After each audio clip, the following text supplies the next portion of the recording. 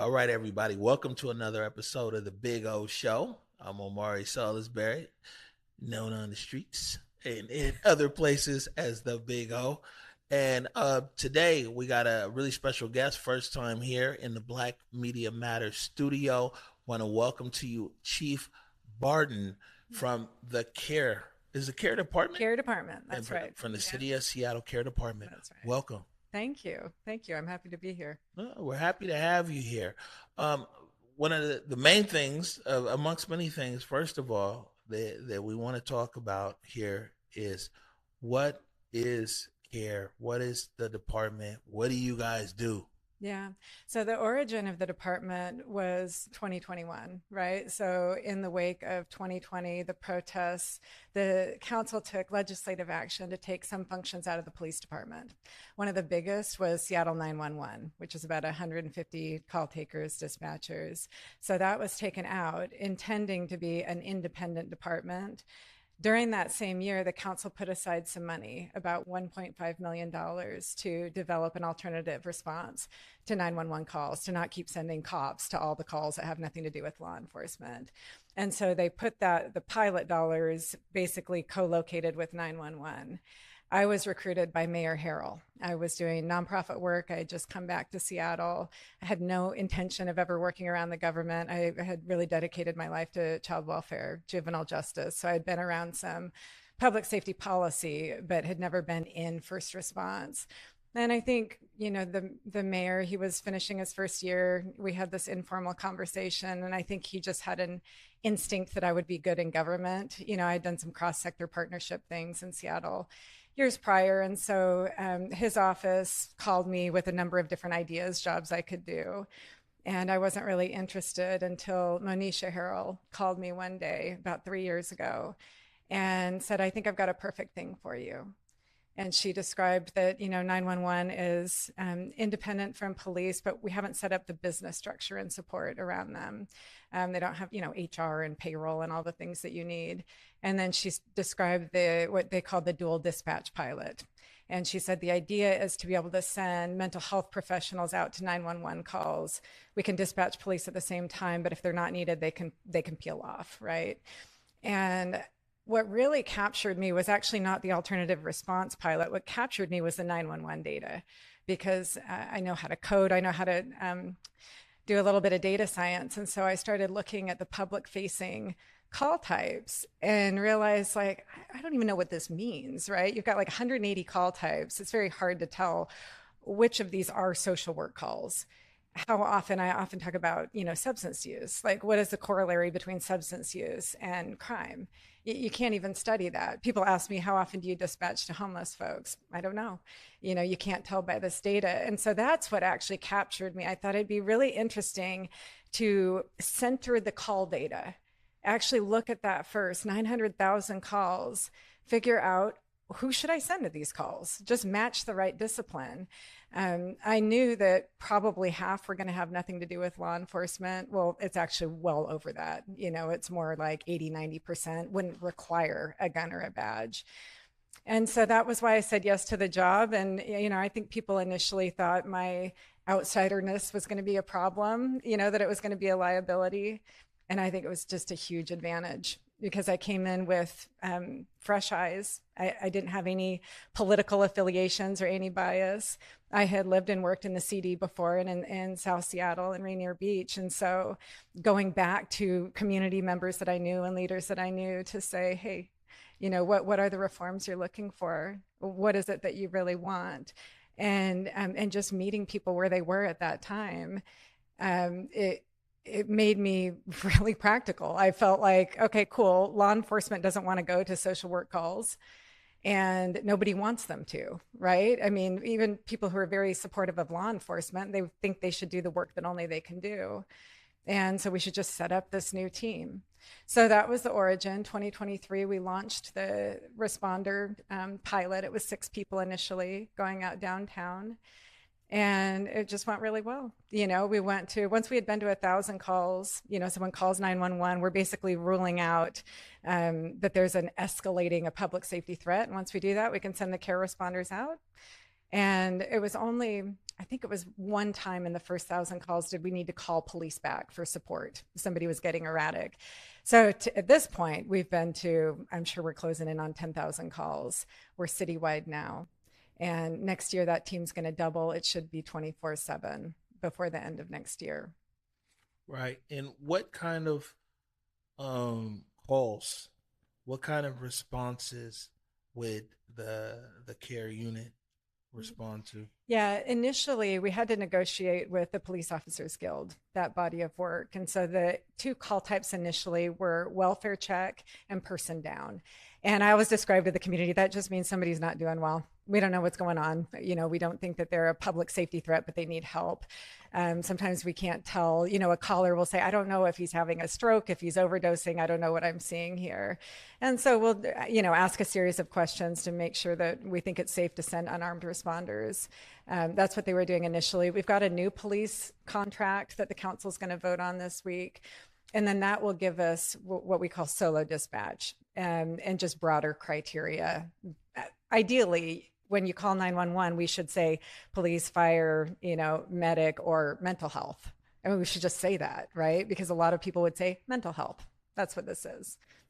Right. And well, speaking of that, then, how much of the response, or I guess one, what is the makeup of the team, when of the typical responder? What's in their toolkit? What specialties do they have? Yeah, good question. So the team right now, we've got 24 responders and supervisors. They're half of them are master's level, so criminal justice or social work or education, forensic psychology, and the other half have bachelor's degrees. But I'm always quick to say, I don't know that it matters. They go through an academy that looks a lot like police and fire. And so much of the success is anchored in cultural intelligence, emotional intelligence, improvisational skill.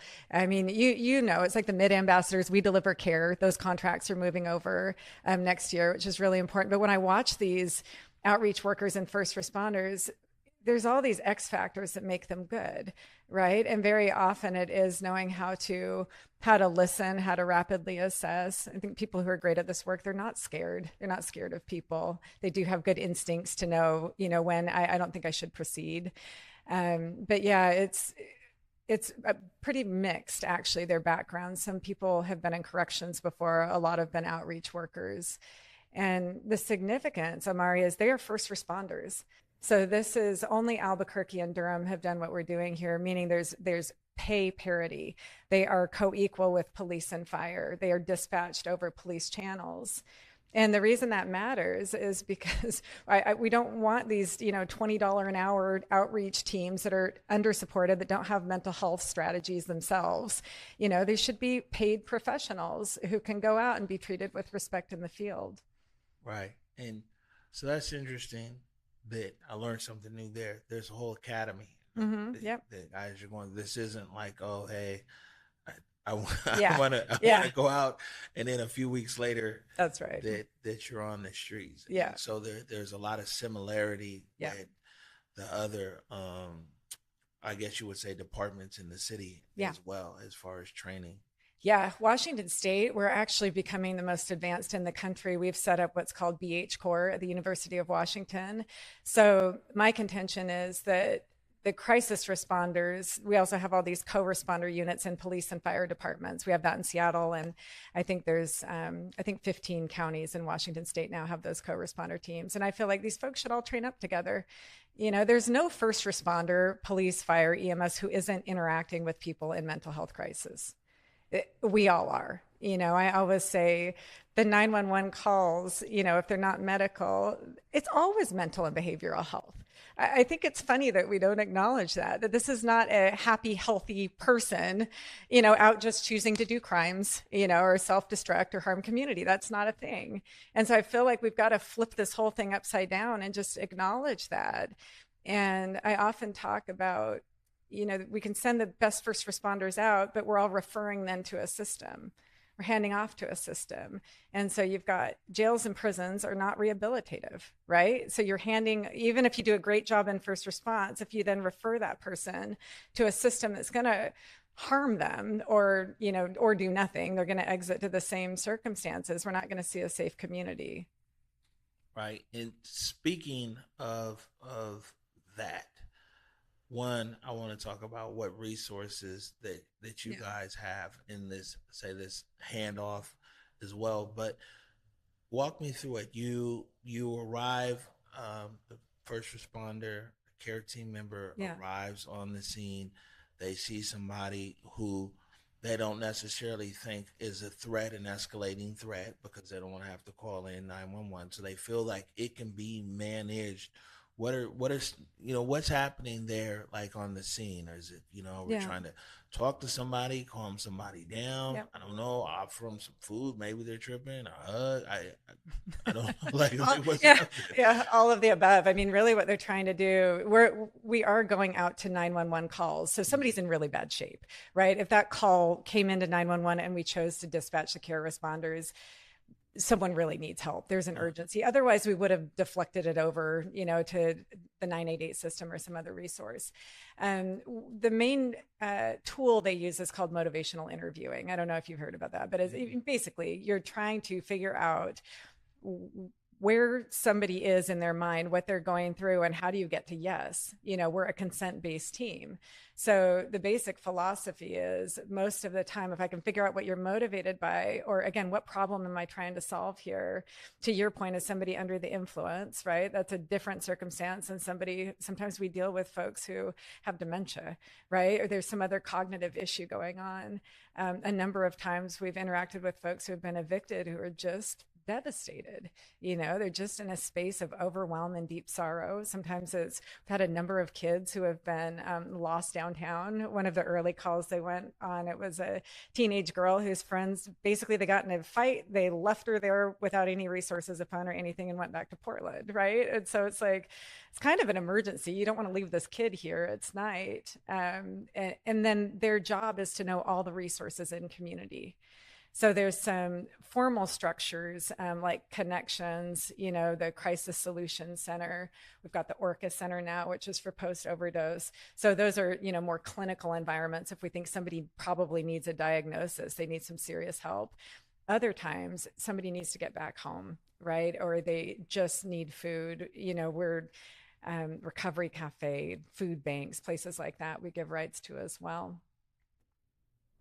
right. And so part of your role is to try to get them either to or as close to, one way or another, the next step to Yeah. be able to assist them. Yeah. Yeah. I mean, there's two things. Number one, I'm trying to get them, to your point, in a better place than where they are right now. But we're also, I want to intervene early. I want to prevent the next 911 call from coming in. And so every single day, people exit our jails, exit Harbor View in really bad shape. And we know that they're likely to go right back to the same circumstance, right? The same harmful behavior. So, one of the most exciting things that's happening right now for 2026 is that we're entering an agreement with the jails that those jail deputies can just call us. Do not exit someone at 11 p.m., without any resources or a home to go to and think there's going to be a good outcome. There's just not. And, So common sense plays a lot of a role common in sense all is of this. everything. Yeah, yeah, it's everything. I feel like, what would you do? We have a lot of friends in recovery. I talk to folks who, because I haven't lived through these cycles myself, right? I don't know what it feels like, but I hear the same stories from people that, again, sometimes I exited jail and every single time I told myself it's going to be different. I'm going to be different this time. And then 12 hours later, I find myself, back on Third Avenue in the same space. And I feel like that's just human. Even though I haven't had that experience, we all know what it feels like to be overwhelmed or discouraged or to not be able to cope.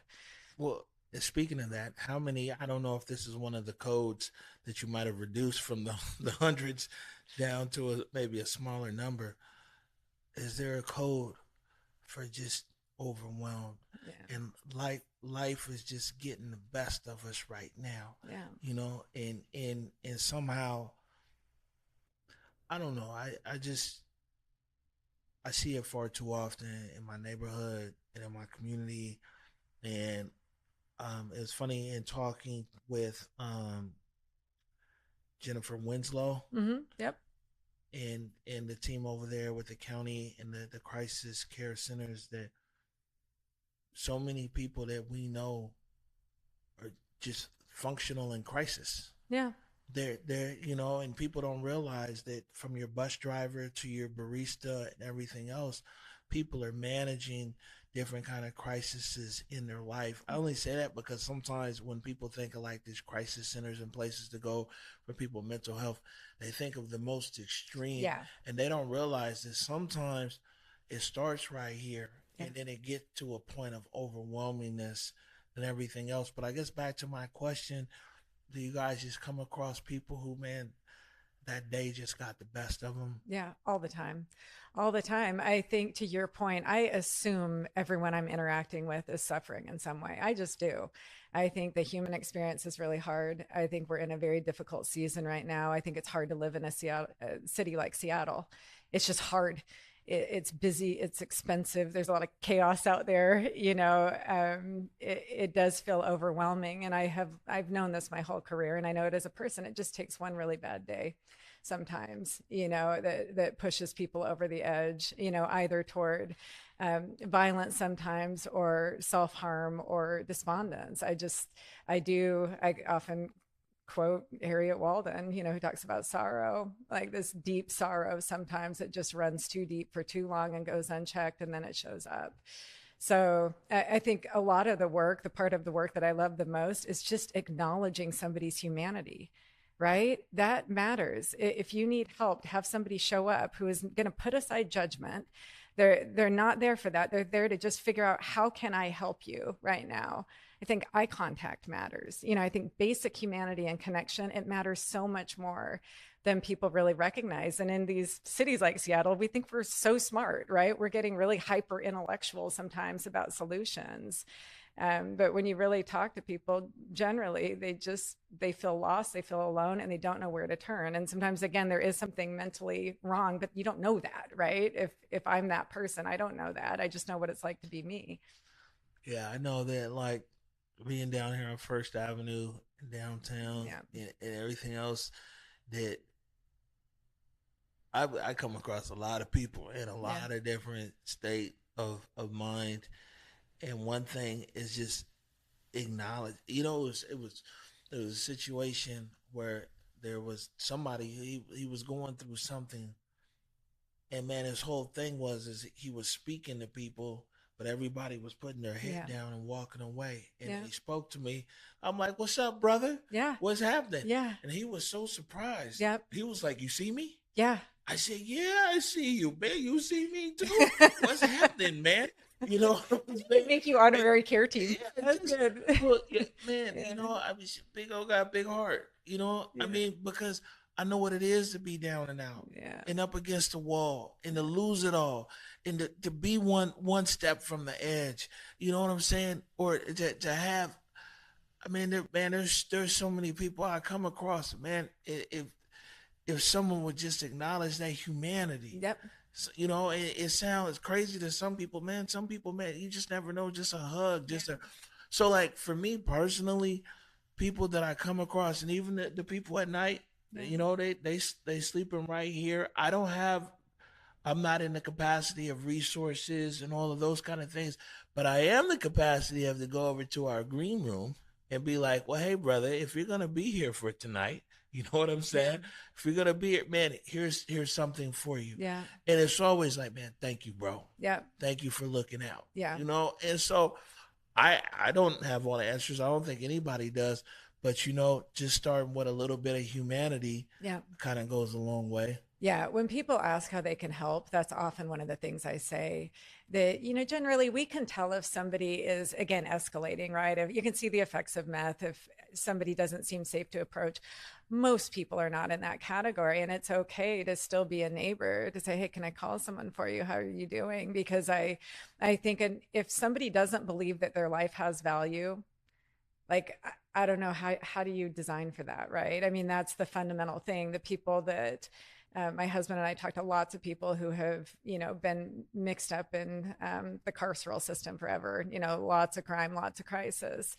And we always ask, basically, when did you start to believe it could be different? Because we have seen, I mean, miraculous change. People change all the time, even from the hardest possible backstory. And what we always hear is that it was connection. Somebody started messaging to me that I could be different, that my life mattered. Man, I remember we used to be able, and hopefully we'll be able to do this again. It's all resources, but man, we used to take people out of town. And a lot of people, it's their first time leaving the city Is or that the right? county, or just bring them to an amazing experience or something different where they saw their life different. Yeah. And when people start to believe that they should give themselves a chance, Hmm. when they don't believe that there's anything out there for them, Yeah. they're not even willing to take a chance on themselves. And if you can tap in somewhere to be like, give yourself a chance, Yeah. there's something out there. Yeah. I mean, it's wild when we talking about care and work and mental health, and you're dealing with lived experience and journeys of all these different kinds of people. It's almost like maybe some things could be so simple, but then also the problem could be so vast Yeah. all at the Yeah. same time. Yeah. Yeah, it is. And a lot of it is about rebuilding the village, that we've got to have space for debate and dissent. We got to be kind to each other. I think we talk a lot about tolerance, but it's a it's a pretty intolerant society, I find. I've said from the jump, I'm going to talk to everyone. Everyone. There isn't anyone I won't talk to. Everybody gets the same degree of candor. And it's interesting. I think it alarmed people, trying to figure out, oh, who's she politically aligned with? I'm like, this isn't political. I'm here for all the humans. I want to know everybody's perspective. And I really do think that we're so much more alike than we seem to recognize. And as I go around Seattle's neighborhoods, you basically hear the same versions of the same challenges. And so I think we need to I talk a lot about post traumatic growth, that we've been through so much has gone wrong, but we got to stop hand wringing and, again, trying to find some ideal, some perfection. We need to just go to work, right? It's pretty easy from where I sit to go, okay, let's start with that 911 call. Do not send law enforcement to a call that doesn't have anything to do with law enforcement. Just stop. We shouldn't be doing that. So you can start there, and then you need to make sure that that voluntary system, that we got resources for people, and that it's comprehensive.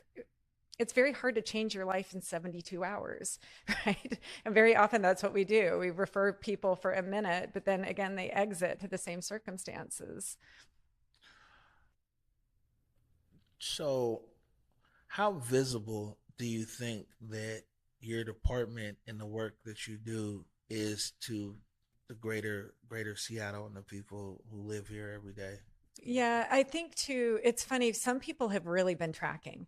So people will recognize me in at community meetings and neighborhoods. And, I get asked, are you the care lady? Yes. I've learned there's a portion of the population, it's like Deontay Damper I see at 37 meetings a week, right? There are people who just engage and they know what's going on. And I think they're very well aware of that pilot design. A lot of people who have been active in the conversation about policing reforms are very, very aware of and championing what we're doing. But then I think most people, no, they're not aware, right? Because they don't feel the impact yet in their neighborhood. Right. So, um, you guys got to do something about that. Yeah, I'm just being honest with you. yeah, You guys, and also like these crisis care centers, because like there there's either not enough information or people just don't know, yeah, right?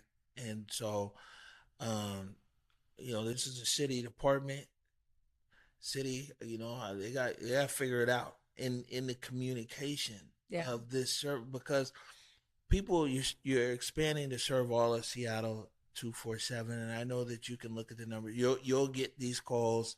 I'm assuming one way or another from every district, every yeah, part of Seattle, every precinct, but there are concentrated areas, yeah, and maybe a lot of people, aren't really aware. And also, why this is important as well is that, say your responder goes to a call and it's all the best intentions, and clearly it's a space that they feel is within their parameters to be able to deal with. You might also be rolling up now with all the people surrounding it who are unaware. Totally. Well, Yeah. who are you It guys? totally. What Yep. what makes you guys whatever? Yep. And I ain't never heard of you before. Yeah. It's care this and that, man.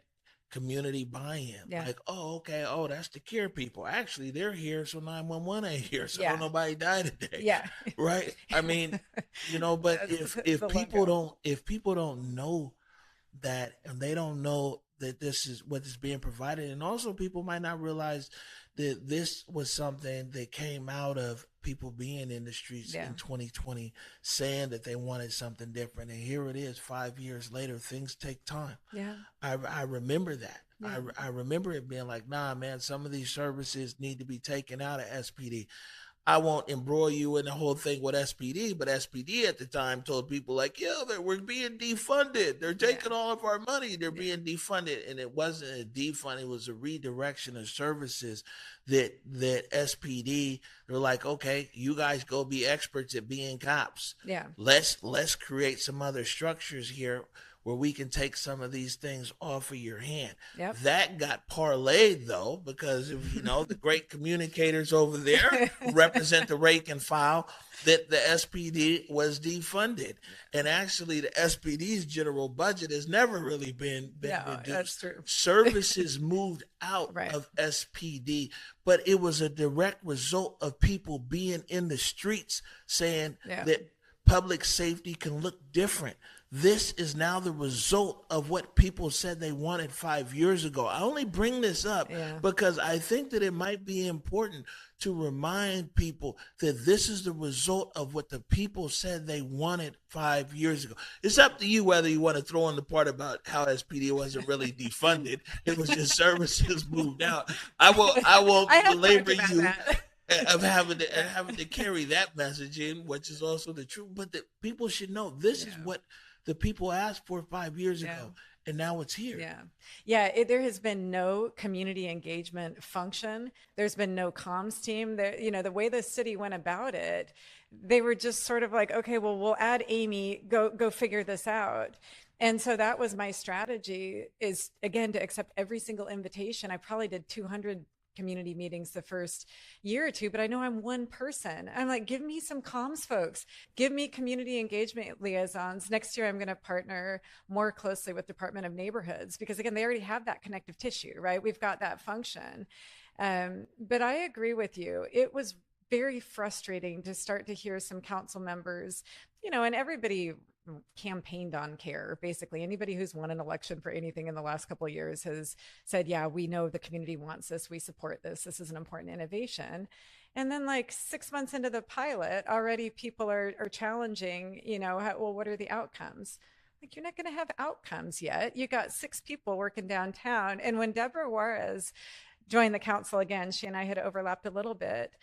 I loved recently in a budget hearing when she opened her remarks, reminding people, that she was here in 2020 and 2021, and that the work that we are doing is one of the few tangible results where we can say community demanded this, and we're doing it, and we're growing it, and we're expanding it. And that was really her, I think, challenging her colleagues. Do not turn your backs on people. Don't forget the promise. Yeah, it's a whole different show.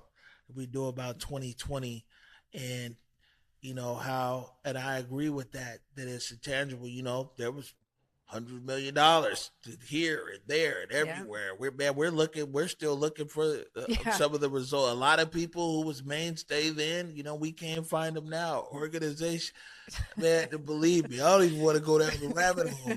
We could do a But series. but that is something that the people wanted, Yeah. and that is here.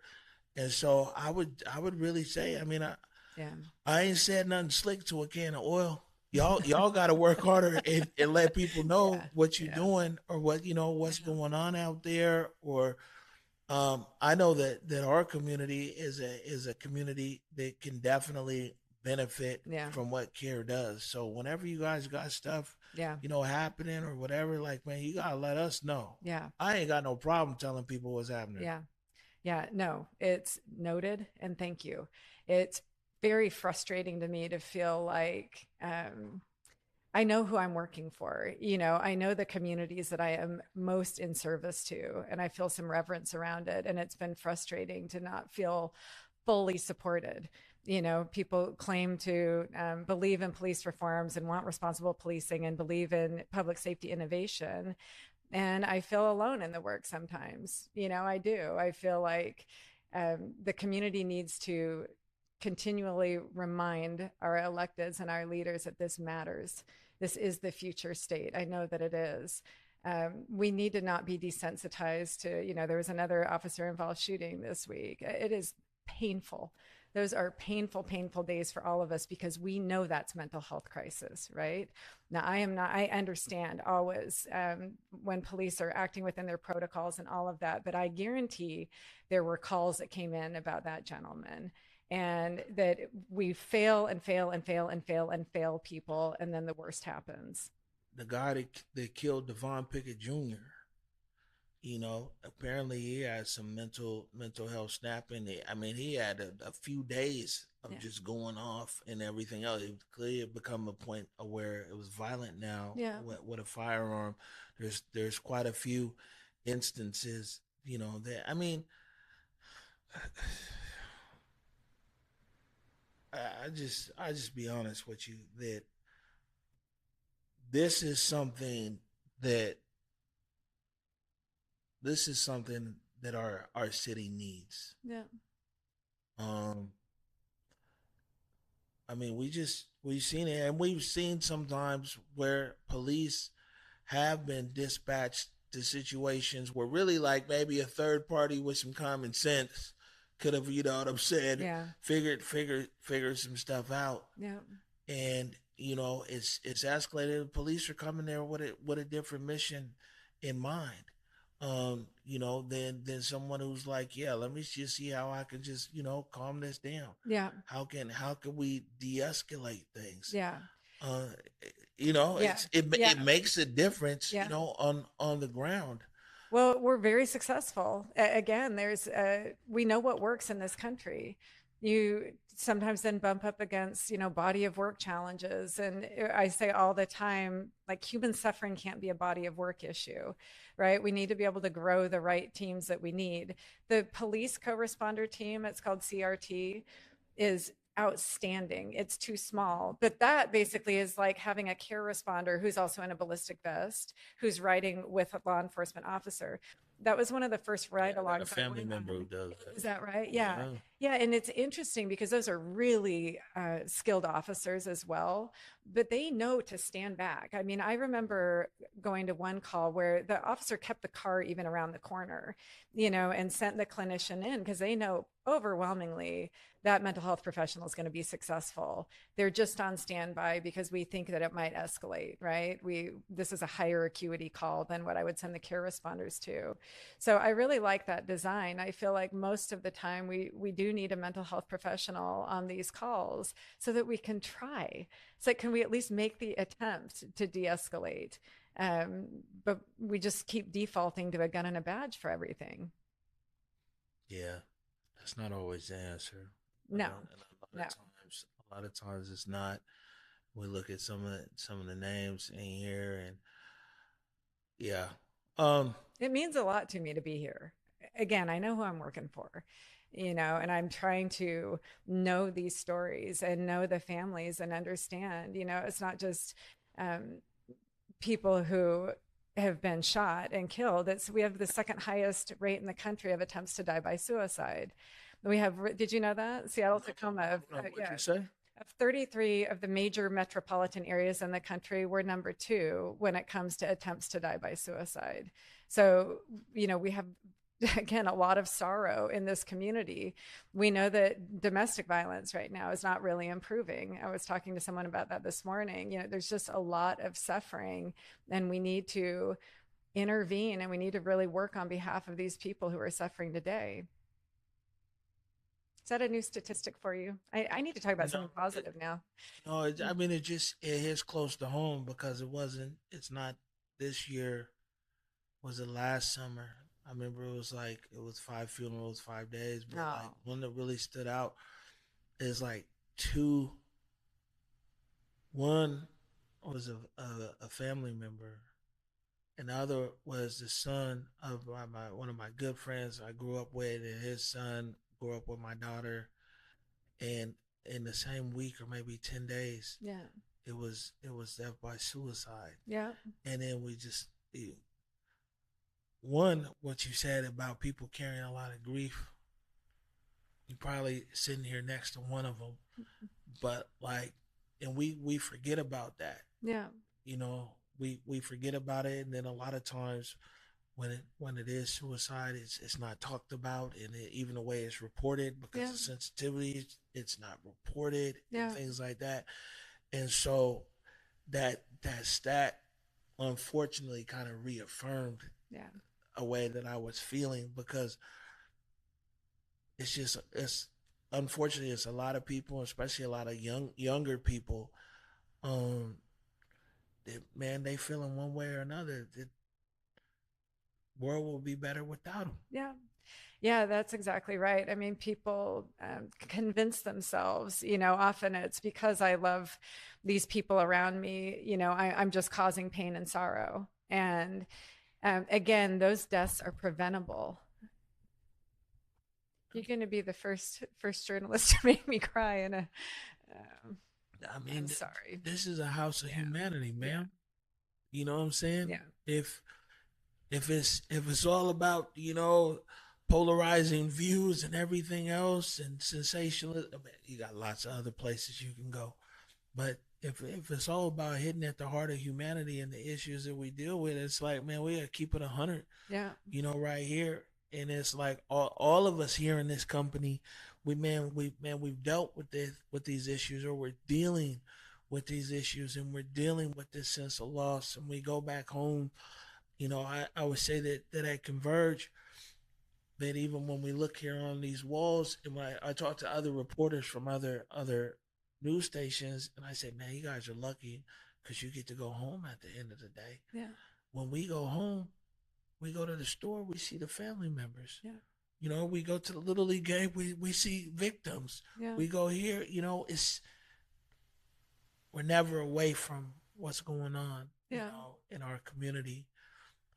I would say, ma'am, what are you hopeful on the big picture future of care? You know yeah. what I'm saying? Pending this contract approval, what is the future of this look like? Seattle and the state of Washington is a bellwether city, a bellwether state. We Yeah. we set trends for the nation. What's Yeah. this, a full rollout as you see of what care can be? Yeah. I would like there to be as many care responders as are required by the calls, right? And so really that department should be as significant as police and fire. When you call 911, we should use the best we know in technology, have the best protocols to send what we think is the best first response. That's going to change everything, that alone. I always say just match the skill set, right? If you need a social worker, you should be able to send that. I have huge feelings about a homeless response here, huge feelings about it. I feel like we keep trying to silo, oh, this is mental health stuff, this is homeless stuff, this is medical, this is criminal. And now it needs to be person centered. All of the first responders, we're all interacting with folks who are unhoused all the time. And so if you basically just gave those first responders access to that, the stabilization, right? Whatever you need. If this person's trying to get out of human trafficking, we should have access to a tiny house village just for that with clinical support on site. So I think things will change. It's going to save a fortune if we would do that. Just again, kind of build out that first responder system. And then the other, I would say, macro level, what I'm really trying to advance is a movement of both compassion and pragmatism. You said, talked about being practical earlier. It's like we still need to interrupt these cycles for folks, but you need to interrupt it not to punish the person. You need to interrupt so that you can repattern the thinking and the behavior. And again, my heart's with kids. That's what I've got. My kids are young adults now. I raised two sons and two daughters, and I spent my whole career in child welfare, and we're not intervening at all. We're not. It's like we're trying to be compassionate. And so we want to keep kids out of the system, which I totally understand, but you still need to have an intervention, right? It can't be you're in possession of a firearm and okay, it's the fourth time we've caught you. One more time, so that is not okay. And so I'm It's good to hear you say that. yeah, it's not okay. These kids, again, when you think about the young brain, you want to be more clear about consequences Because because it's not fair for the victims oh, either. it's not fair for the victims. And again, I'm saying that the kid, there's going to be no consequences, and then they're facing life or they're going to die young. And so I have compassion for all involved. We're just not getting that part right. So I really like the new city attorney a lot. Really like the new King County executive. I work closely with Lisa Mannion, and I'm trying to help them to understand. I believe in diversion. I believe in therapeutic courts and all this, but we need to make sure that predictably we're going to break these cycles for kids, and for adults. Yeah, no, I mean that's important too because usually a lot of times, like I said, there's a victim attached to that, and it's Always. not Yeah, it's not fair for people to continue to be re-victimized that's right. as well as part of an experiment. But I do want to there is one thing here that I that kind of is different, but it kind of feeds into it, right? Is there's a program. Um, and it's in a few different places, but here in the state of Washington, it's Northwest Credible Messenger. Mm, Right? They have a program that's the barbershop and beauty salon peer counselor mm, program. And what they've done is before you go to me, like me, I go to the barbershop, I go to Dev right around the mm. corner, and we're talking about what's going on in our Yeah. life Yep. and what's happening and everything else. And or you go to the beauty salon and people are talking about their issues. And before, the barber and the beautician were just limited in being like, I'm gonna pray for you, dog. Yeah. You know Yeah. what I'm saying? Good Yeah. luck with that. But now they've been basically trained up in the peer counselor space. They got all these Mhm. resources. Somebody's like, man, I don't know what I'm doing. This might be my last haircut. Man, I'm getting ready to get evicted or something. Yeah. A word. Hey, these people right here might be able to help you. Yeah. Or you know what, me and my partner are going through something I can't figure. Man, here's somebody who Yeah. can help. And I only say that That's that on brilliant. levels of community where we're addressing, what I'm saying, they're addressing issues that very well might escalate into mental Yeah. health issues and the homelessness issues and the domestic violence issues and everything else by just going from being able to hear somebody and be like, okay, that's cool. Well, man, like I said, I'm gonna pray for you. Where's Yeah. my $30 to being like, you know what? Hold on. Here's some Yeah. resources right here. Here's these people right here can help you. Yeah. Here's how I can do whatever. And also now changing in the way that they're asking questions Yeah. and getting more information. And so like these kind of programs are happening in community as well, kind of a layer Yeah. above to Yeah. try to prevent that next Yeah. step when we talk about our people are going through things in their mental health. Yeah, yeah, that's always when it goes well, that's what it looks like. When we talk about prevention and early violence interruption, it is the barbershops, or it's the coaches, or it's the teachers, or it's your friend's mom, or it's interesting how many random messages I'll get now just about resources because it's like I have a client, this is what I just heard. What would you recommend? So one of my favorite, do you know Kevin Loyal, Mm-hmm. champ boxing? Yeah, Chet, One we of did a the story on him. I'm like the oh, did you? Of Yeah. course you did. Yeah. Just brilliant. I mean, it was so fun to watch that program. Again, how elegant that solution is, right? You Mm-hmm. got kids with energy, it needs to be redirected. But again, when the session Eric and I were at, and once the kids were good and tired out, that's when they start doing some life skills, right? And they were talking about basically how no drugs safe on the street and what do you say if you're presented. They were doing a little bit of role play.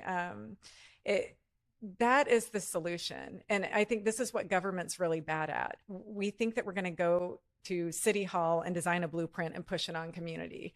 And it just doesn't work. It's always fanning the flames of interventions like that. That's what you're talking about, making sure that there's funding, making sure that there's resources.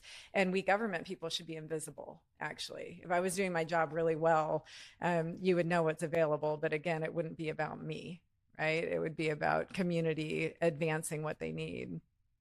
All right. Before we let you go, Yeah. is there anything that you want us to know about care, what's going on, all that good stuff? Pray for me. Yeah. No, I think honestly, this is so meaningful. Please put me to work. I will keep you informed, anything that we're trying to do. And I just want the community to hold government accountable. We can do this. There are cities who have scaled significantly more than we have. We're really into process here. The Seattle process, we're very slow to move money around. And so I hope our community members will remind people that we demand this, that people deserve the right first response, and that we actually know how to break these cycles for people, and we need to just do it. Chief, thank you for taking the time today. Yeah, it was a real pleasure. Thank you.